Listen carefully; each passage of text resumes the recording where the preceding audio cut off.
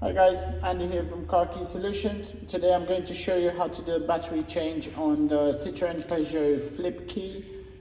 This particular key we found for models from 2005 up until 2012-13 even.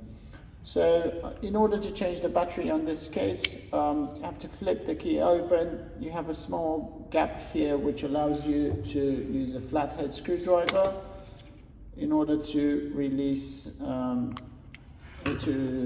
open the case. Okay, once the case is opened, okay, you will see that the battery is on this board here.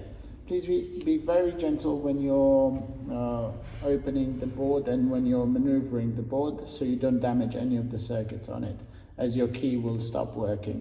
If you don't feel confident in doing this, please seek help from a specialist, or just take your key into a specialist to do the battery change for you.